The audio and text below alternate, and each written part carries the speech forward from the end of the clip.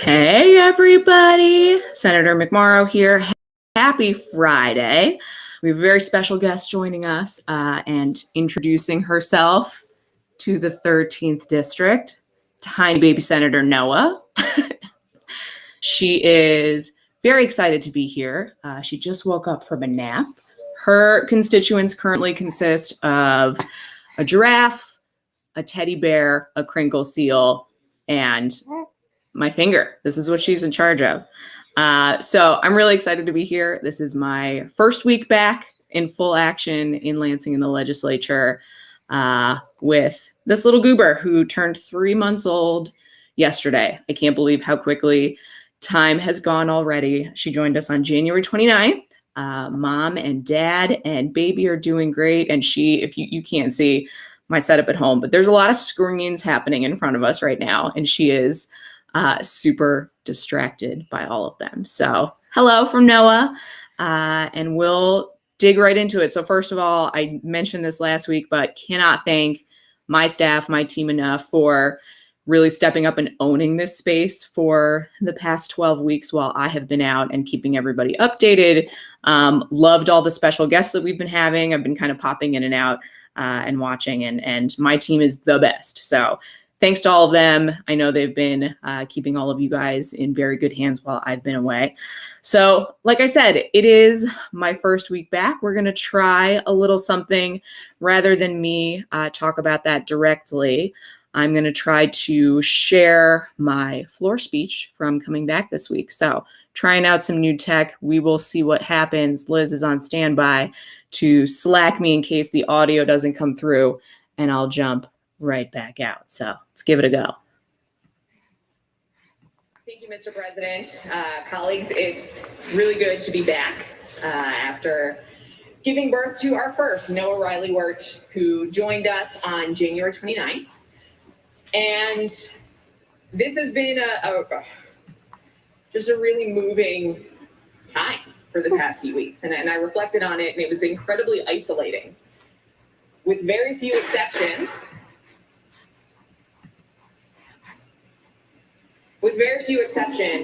the people in this room are the only people who saw me pregnant.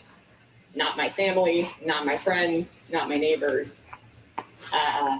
I didn't plan to get pregnant for the first time during a pandemic, but I did. And that's what Noah was born into. And I really struggled in the early days of that. And the more I dug into it, the more I learned that up to 85% of women are struggling with postpartum depression.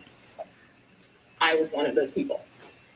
So for everybody who sent a letter or a note or called or checked in, I really appreciate it more than you can possibly know.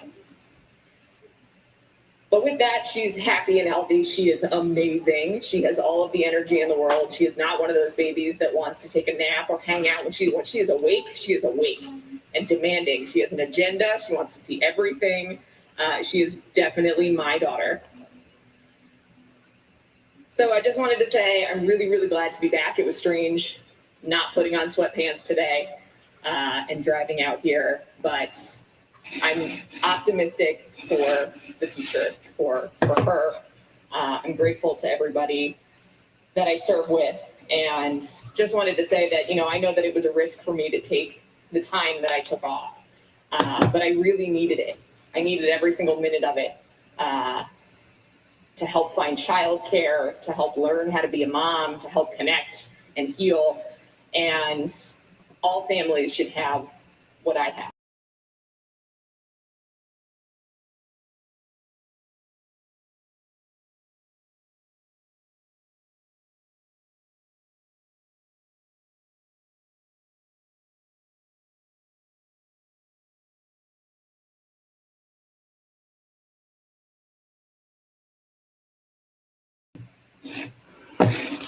So with that, this has been an experience. We're going to have much, much more to say about this in the future. We will be shortly hosting and announcing a roundtable about how we fix this for working moms, for families. I have felt it very innately since becoming a mom, but I know that this is not a surprise that a record number of women have left the workforce throughout the pandemic. And this is something that we need to fix for the benefit of our state and our country. And I'm excited to be a part of that conversation and do what I can to help advocate for that. So next up on our agenda, we heard from the governor and MDHHS, who announced the My Vax to Normal campaign. I'm going to bring this up so you can see this as well. And this was announced yesterday to set some very, very clear metrics around lifting the few remaining COVID restrictions that are left. I know this is something that people have been looking for a long time, right? Is if you had told any of us more than a year ago that we would be here a year later, still in the middle of a global pandemic, I don't think anybody would have believed that. But we are starting to see, as more and more people are getting vaccinated, are seeing their family and friends, that it's starting to feel like we can return to normal. And that is an amazing feeling. When we posted that I received my vaccine, I got an awesome email from my Uncle John. Shout out to Uncle John and Grandma watching in Long Island or watching the recorded video, that he emailed me to welcome me to the family COVID-19 Vax Club. He was the founding member. And that was awesome. It felt really good because it was hard over the past year not to travel home for Christmas, to do our baby shower over Zoom, and just the idea that we might be able to actually see each other this year and do it safely is really exciting. So with that, here is the Vax to Normal challenge. And you can see the steps right here. Where we are right now is about 48.8% of the population of Michigan is vaccinated. And this is Michigan residents 16 and up who have received their first dose of the COVID-19 vaccine. So what we know is obviously getting both shots, that is going to give you the most amount of protection if you are getting the Pfizer or the Moderna vaccine. The J&J vaccine is a one and done, one shot vaccine. But the first shot does give you a level of protection. So that's what this chart is based off of from MDHHS, is the percentage of the population who have had at least one dose of a vaccine. And as of April 29th, that's 48.8%. Step one.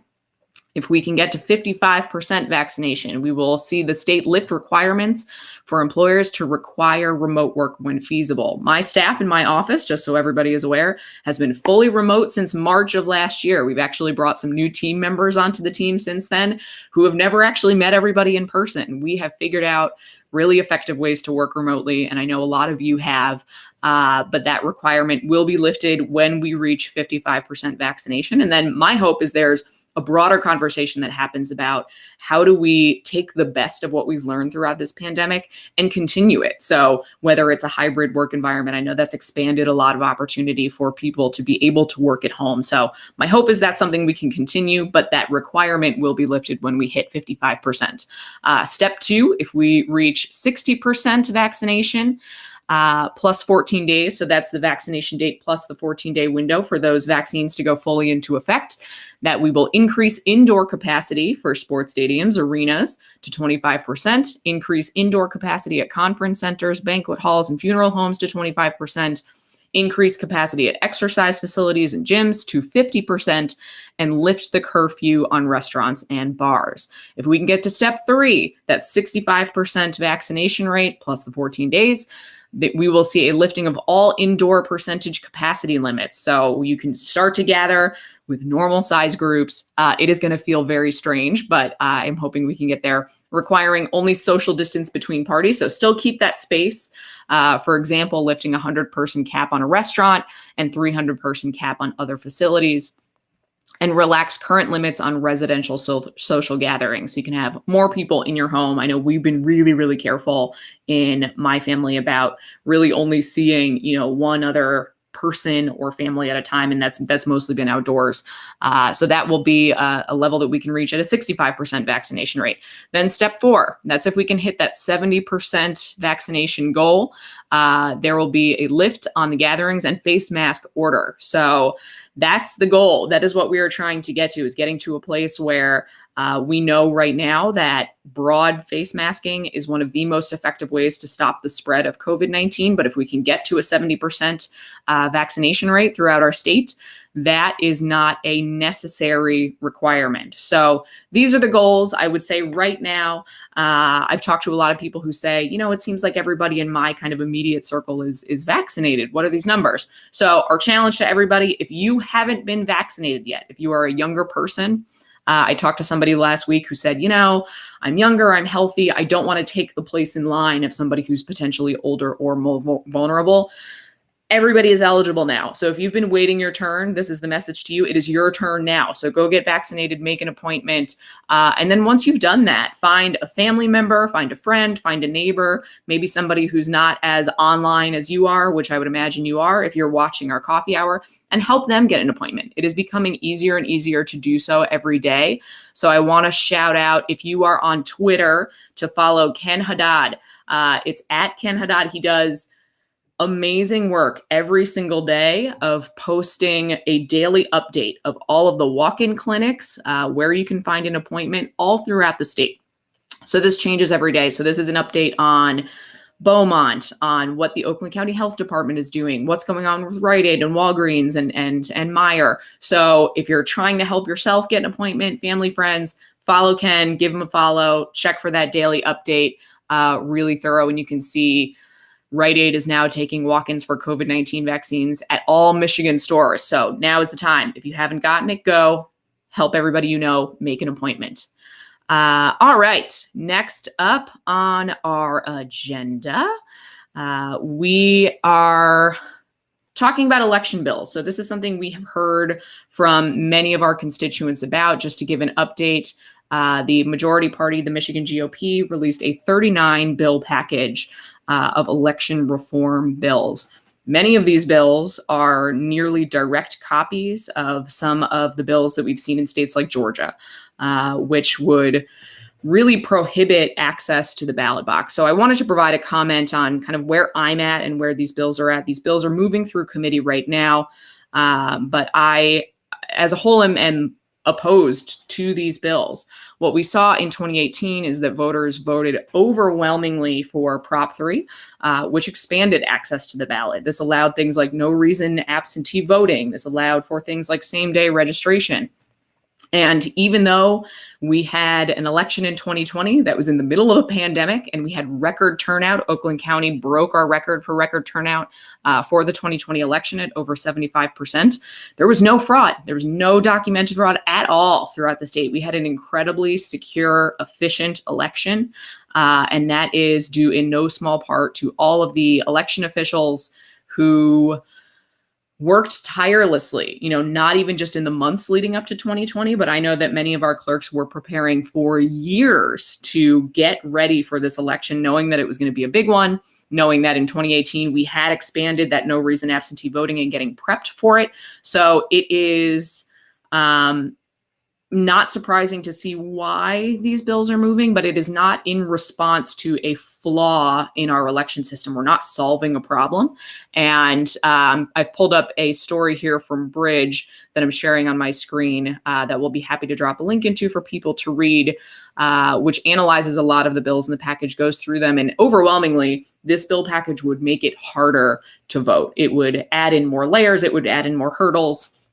One of the bills that you will see our colleagues on the other side of the aisle touting quite a bit is early registration for young Michiganders starting at the age of 16 would be able to pre-register to vote when they turn 18. And while that sounds great in theory, there are also aspects of this package that would automatically clean out the voter rolls for anybody who hasn't voted, I believe, in a 2-year cycle. So you can imagine that's going to catch a lot of 16-year-olds who may register when they're 16, depending on where their birthday falls in a cycle. They may not have voted yet by the time they turn 18, and they might think they're registered, go to vote on their first election, and find they're not on the voter rolls.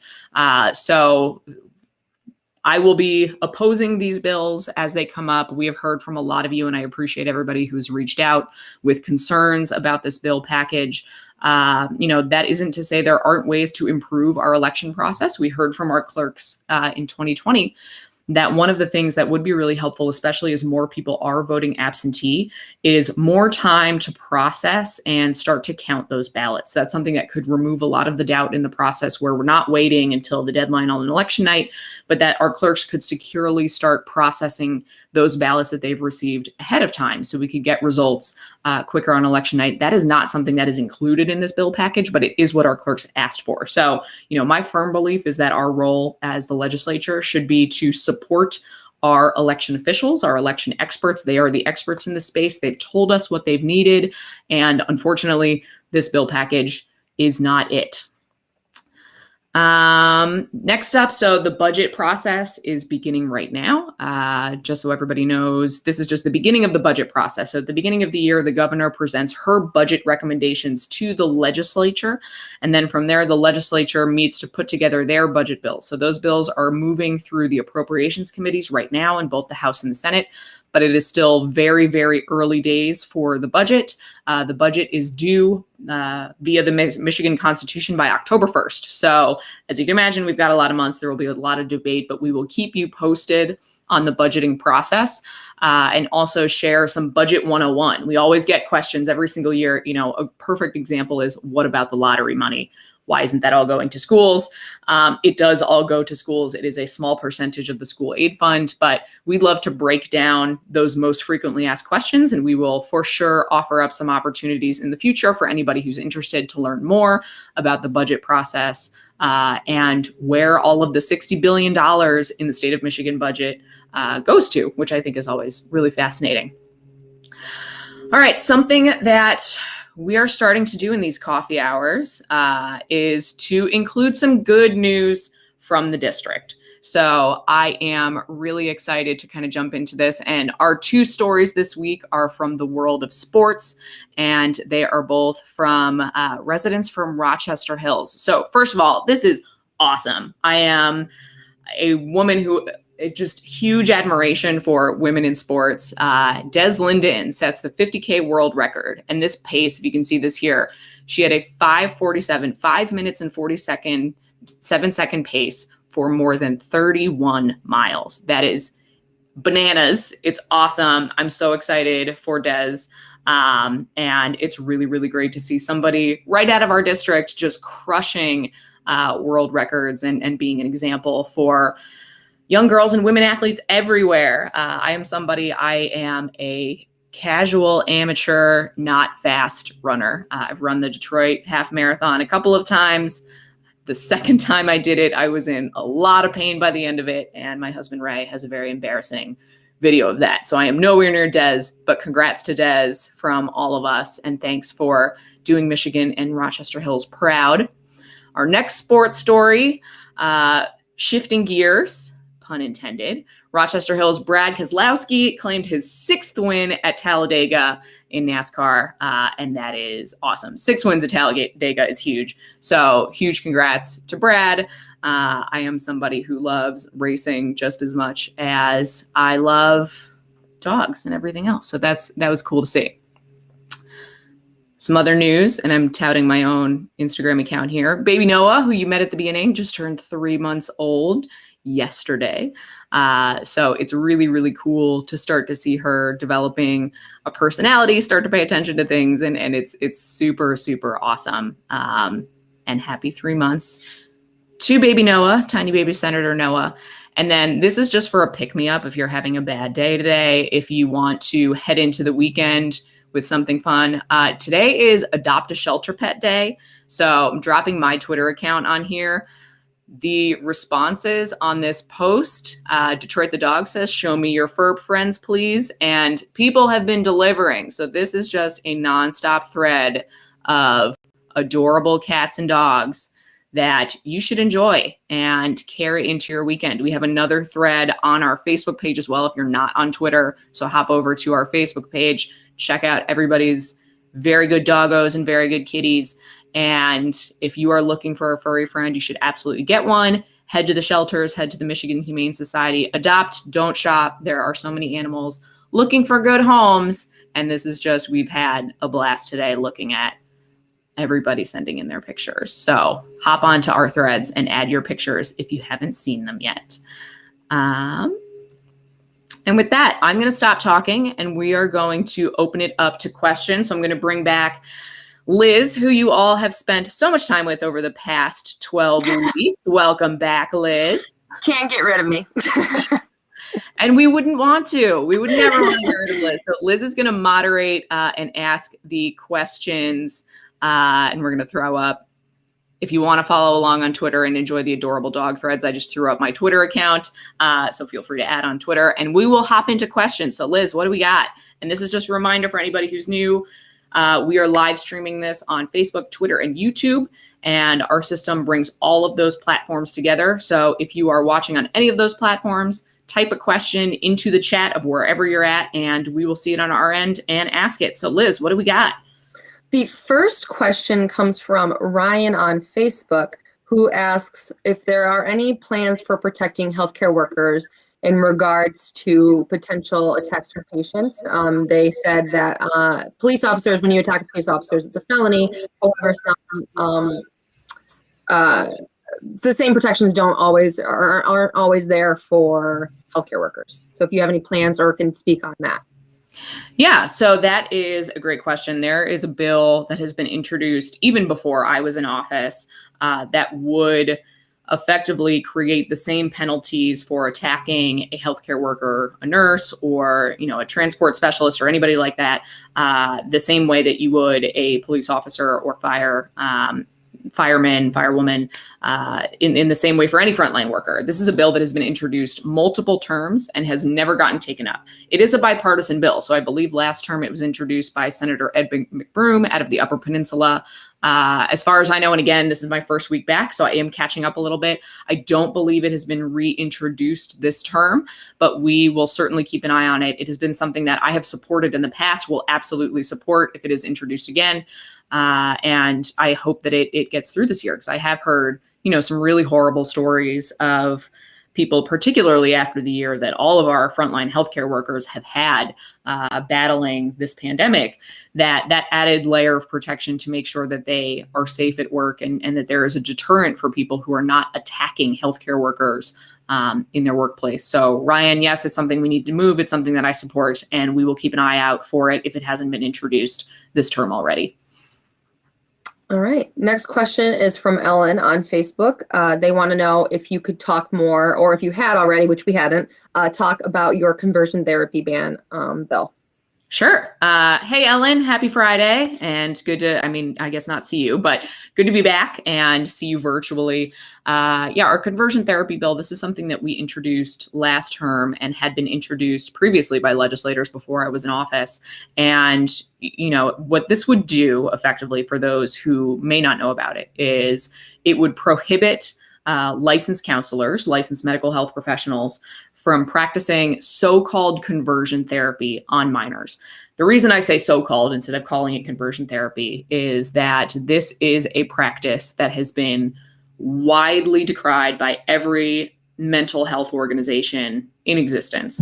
What this is the practice of trying to convert somebody who identifies as LGBTQ into somebody who is straight.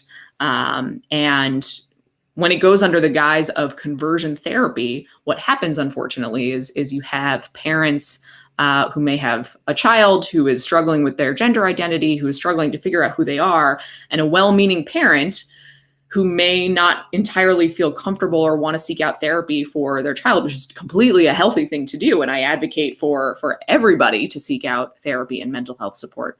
What happens is these parents they see therapy being advertised. They may contract with a therapist for their child, not even knowing that it is a damaging practice. There are some absolutely horrifying stories of this practice. And just imagine how hard this is. I try to think back to how awkward I already was, 12, 13, 14 years old, trying to figure out who I am and how I exist in the world and how I relate to people.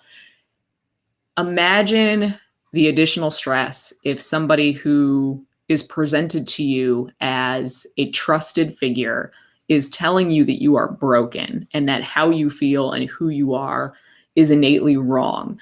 That's not okay. I mean, it is child abuse, plain and simple. That is what has been determined by all of these mental health organizations. And we know scientifically you can't change somebody's makeup, right? So it's advertising something that doesn't even, I don't want to say work because that's not the right term, but it doesn't do what they purport it to do. And I had the opportunity to meet Danica Rome, who's a legislator out of Virginia, at a conference a couple of years ago when we were still able to go to conferences in person. You may remember she became nationally known after getting elected to the Virginia legislature as the first openly trans legislator at that level in the country. So she and I got to talking, and one of the things that she now does, she just calls it conversion abuse. She will not call it therapy because I think it does trigger in some people, why would we ban therapy? We want people to be able to get help. We want people to seek mental health support. That's not what this is. This is not therapy. It is child abuse. So what this bill would do would prohibit licensed practitioners from practicing this on minors. This is something that has passed in many other states. It has been signed into law by both Democratic and Republican governors. And this year, I'm very happy to report an update that since introducing our version of the bill this year, it is officially bipartisan. We have Republican co-sponsorship on our bill. So I'm very hopeful that it will move this year. It's long overdue. And it's the very least that we can do to protect our kids in the state. So thanks, Ellen. That's the update on it. We will keep everybody posted as I'm now back in and continuing to advocate for things if it gets a hearing this year and how people can help if they want to help move the bill forward. Yep. Okay, Ashley on Facebook wanted to know if there was any more information we had about the science behind the Back to Normal plan. Based on herd immunity, when we know there's a significant amount of spread and infection among Michiganders who are under 16 who are not eligible for the vaccine. They say, I appreciate the logic behind these benchmarks, but worry about the increasing numbers of kids who are still getting infected and are seriously ill by this virus.